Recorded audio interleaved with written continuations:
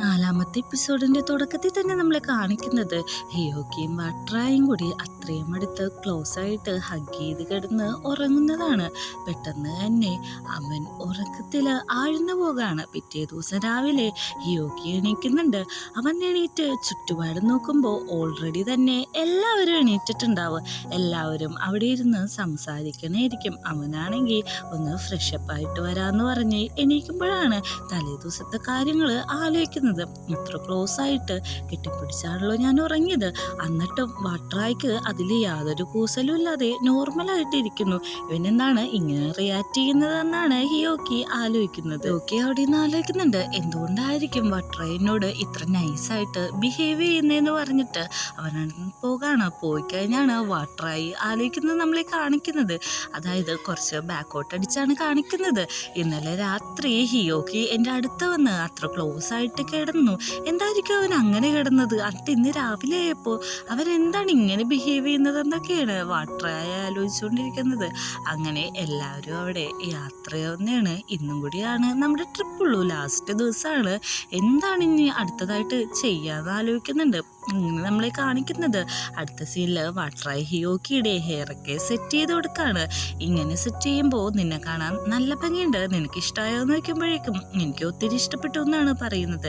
അങ്ങനെ ട്രിപ്പിന്റെ അവസാന ദിവസം അവർ പോകുന്നത് ബുദ്ധ ടെമ്പിൾ സീറ്റാണ്. അവിടെ എല്ലാവരും അവരുടെ തനതായിട്ടുള്ള ട്രഡീഷണൽ ഡ്രസ്സുകളാണ് യൂസ് ചെയ്യിക്കുന്നത്. അവൻ വെയിറ്റ് ചെയ്ത് നിൽക്കുമ്പോൾ ബാക്കിയുള്ളവർ ഭയങ്കര ഭംഗിക്കാണ് അങ്ങോട്ട് വരുന്നത്. അവൻ തന്നെ അവരെ കുറച്ചു നേരം വായി നോക്കി നിൽക്കുന്നുണ്ട്. ഞങ്ങള് നിന്നെ വെയിറ്റ് ചെയ്യിപ്പിച്ചതിന് സോറി ചോദിച്ചിട്ടാണ് അവർ വരുന്നത്. പെട്ടെന്ന് തന്നെ നമ്മുടെ ഹയോക്കിയുടെ മുടിയെല്ലാം മെസ്സായി കിടക്കുന്നത് കൊണ്ട് തന്നെ വാട്രായാണെങ്കിൽ അത് സെറ്റ് ചെയ്ത് കൊടുക്കാണ്. ഇങ്ങനെ വെക്കുമ്പോൾ കുറച്ചും കൂടി ഭംഗി ഉണ്ടാവും എന്ന് പറയുന്നുണ്ട്. വാട്രായ പറയുന്നുണ്ട് ഇപ്പൊ നിന്നെ കാണാൻ ഓക്കെ ആണെന്നും. അതിന് അവൻ ഡാൻസും കൂടി പറഞ്ഞിട്ട് അവര് അവിടുത്തെ സ്ട്രീറ്റ് എക്സ്പ്ലോർ ചെയ്യാന്ന് പറഞ്ഞ് എല്ലാവരും കൂടി അവിടെ നിന്ന് ഇറങ്ങുകയാണ്. പോകുന്ന വഴിക്ക് ഒത്തിരി ഫോട്ടോസും കാര്യങ്ങളും അവരെടുക്കുന്നുണ്ട്. ആ സ്ട്രീറ്റിലെ ഭയങ്കര ഫേമസ് ആയിട്ടുള്ള ഫുഡുകളും അവർ കഴിക്കുന്നുണ്ട്. നമ്മുടെ വാട്രായാണെങ്കിൽ ഹിയോക്കി വായിലൊക്കെ വെച്ച് കൊടുക്കാണ് ഓരോ ഫുഡും. അവനാണെങ്കിലും അത് ഭയങ്കര നല്ല രീതിക്ക് ആസ്വദിച്ച് കഴിക്കുന്നുണ്ട്. അങ്ങനെ ബുദ്ധ ടെമ്പിളിൽ ചെന്ന് സാൻഡിൽ കത്തിക്കാണ്. അതവിടെ കത്തിച്ചു വെച്ചിട്ട് അവർ റെസീറ്റൊക്കെ ആക്കണം. അത് അവിടുത്തെ ഒരു ചടങ്ങ് രീതിയിലാണ്. എല്ലാവരും അതേപോലെ ക്യാൻഡിലും സാൻഡിലൊക്കെ കത്തിച്ചു വെച്ചിട്ട് മേത്തേക്ക് പുകയൊക്കെ ആക്കുന്നുണ്ട്. അതെല്ലാം കഴിഞ്ഞ് എങ്ങോട്ട് പോകണമെന്ന് ആലോചിക്കാണ്. ഇവിടെ ഒരു കാര്യമുണ്ട്, നമ്മൾ അവിടെ നിന്നൊരു നോട്ട് എടുക്കാൻ നമുക്ക് വേണ്ട കാര്യങ്ങൾ അതിൽ ദൈവവചനം പോലെ എഴുതിയിട്ടുണ്ടാവും എന്ന് പറയുന്നുണ്ട്. അങ്ങനെ എല്ലാവരും ഓരോരോ നോട്ട് എടുക്കുന്നുണ്ട്.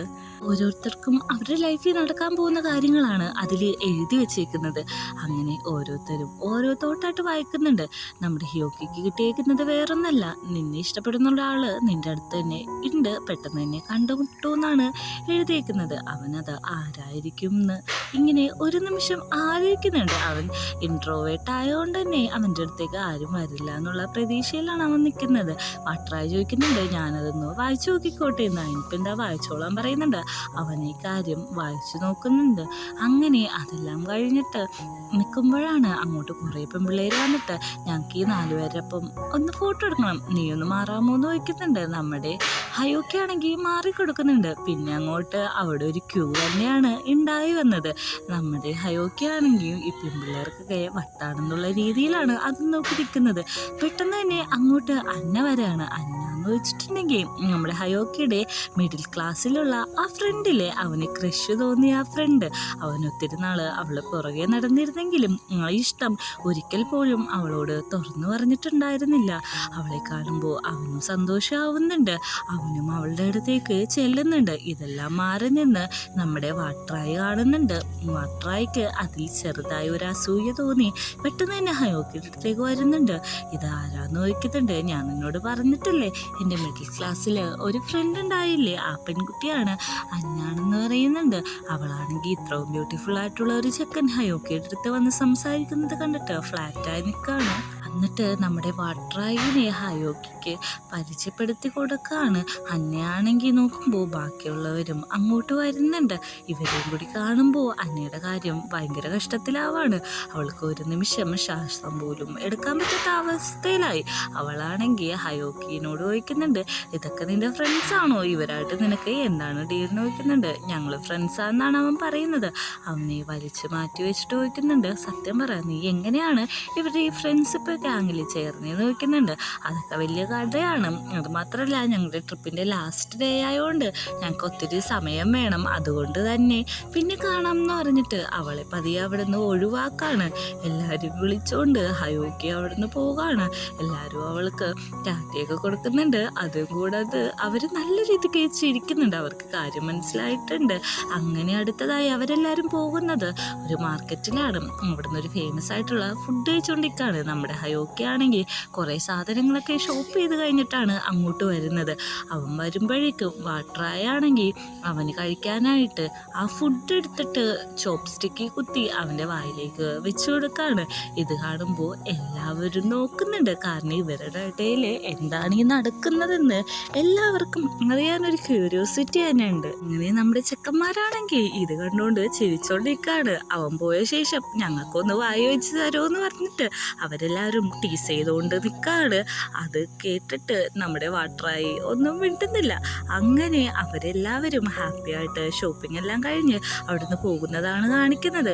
അങ്ങനെ വൈകുന്നേരമാകുമ്പോൾ തിരിച്ച് വീട്ടിൽ പോകാനായിട്ട് എല്ലാവരും പാക്ക് ചെയ്തിരിക്കുകയാണ്. അപ്പോഴാണ് നമ്മുടെ വാട്രായി പറയുന്നത്, ഈ ട്രിപ്പ് നിനക്ക് ഇഷ്ടപ്പെട്ടോ? നിനക്ക് ഇഷ്ടപ്പെട്ടു? ആ കണ്ട പെൺകുട്ടി നിന്റെ ശരിക്കും ലവറായിരുന്നു എന്ന് ചോദിക്കുമ്പോഴേക്കും ലവറൊന്നുമല്ല, വൺ സൈഡ് ലവായിരുന്നു, ഞാൻ അന്ന് പറഞ്ഞില്ലേ, അതിൽ കൂടുതലൊന്നുമില്ല എന്ന് പറയുന്നുണ്ട്. അങ്ങനെ നമ്മുടെ ഹിയോക്ക് ആണെങ്കിൽ വാട്രായിക്ക് ഒരു ഗിഫ്റ്റ് കൊടുക്കുന്നുണ്ട്. ഇത് എന്തിനാണ് എനിക്ക് അന്നേന്ന് ചോദിക്കുമ്പോഴേക്കും, ട്രിപ്പിൽ നീ എൻ്റെ ഒരു നല്ലൊരു ബ്രദറായിരുന്നു, എനിക്ക് നിന്നെ അത്രയ്ക്ക് ഇഷ്ടമായിരുന്നു, നീ എന്നെ നല്ല രീതിക്ക് കെയർ ചെയ്തിട്ടുണ്ടായിരുന്നു എന്ന് പറയാണ്. ഇത് കേൾക്കുമ്പോഴേക്കും വാട്രായിക്ക് ചെറിയ സങ്കടമൊന്നുണ്ട്. കാരണം ബ്രദർ എന്നാണല്ലോ പറഞ്ഞത്. അങ്ങനെ അവർ തിരിച്ചു പോകാണ്.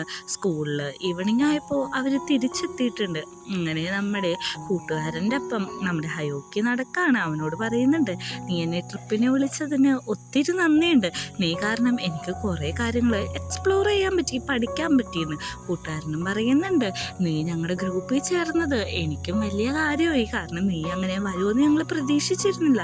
പിന്നെ നിന്നെ ഞങ്ങളുടെ ഗ്രൂപ്പിട്ട് വിളിക്കാനായിട്ട് ഒരാൾക്കായിരുന്നു നിർബന്ധം. ആരാന്ന് നോക്കുമ്പോൾ നോക്കാൻ പറയുന്നുണ്ട്.